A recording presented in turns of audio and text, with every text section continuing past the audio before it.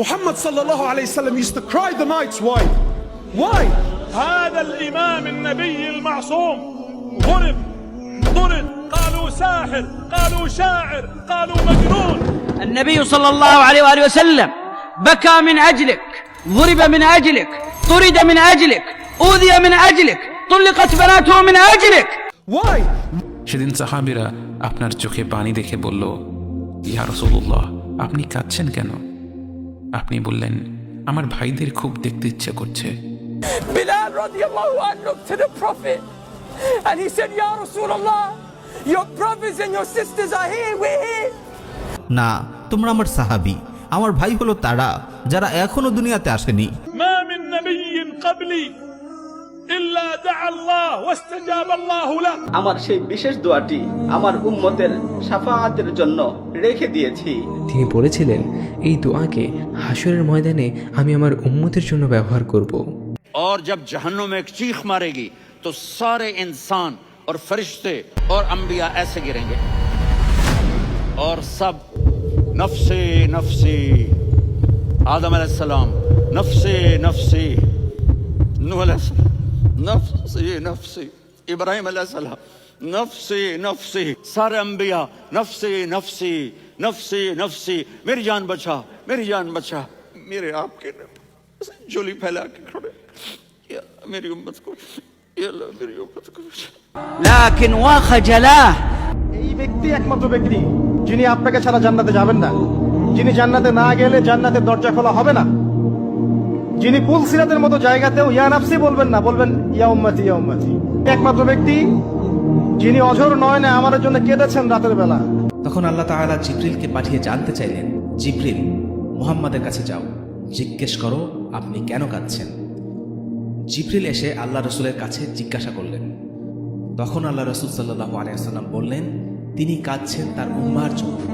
मलकुल मौत वहीं खड़ा रहा, जिब्रील वापस गए और वहां से पैगाम आया कि मेरे महबूब, আমি আপনার উম্মতের ব্যাপারে আপনাকে সন্তুষ্ট করব, আপনাকে ব্যথিত করব না।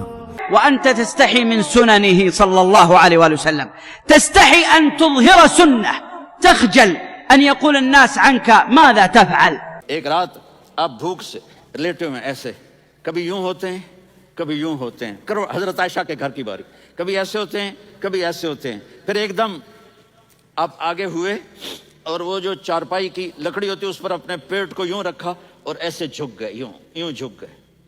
हजरत आयशा बेकरार होकर खड़ी हो बैठ गए, या रसूलुल्लाह, ये आप क्या कर रहे हैं,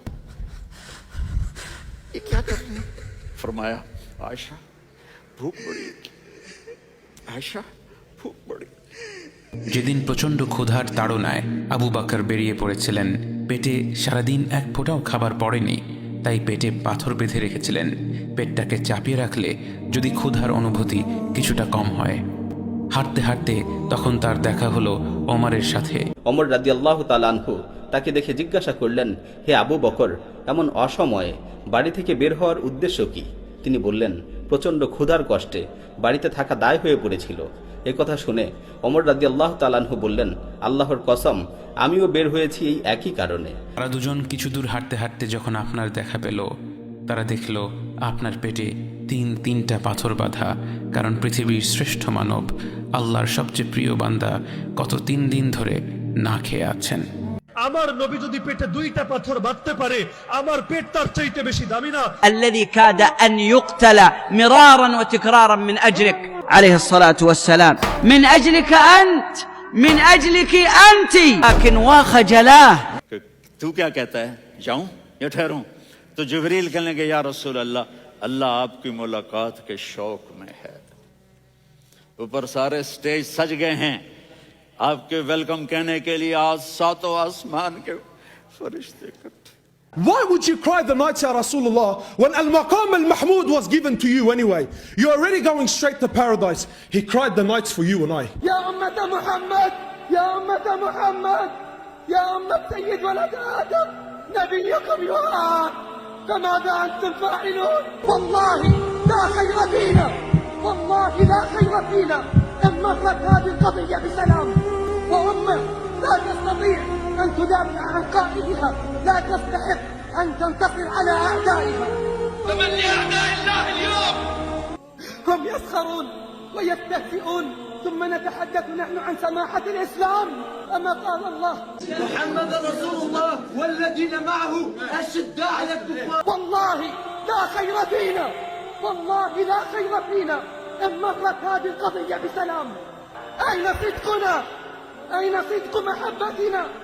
أين مواقف الحكومات الإسلامية؟ وأين مواقف أمة المليار؟ أشهد أن محمد رسول الله.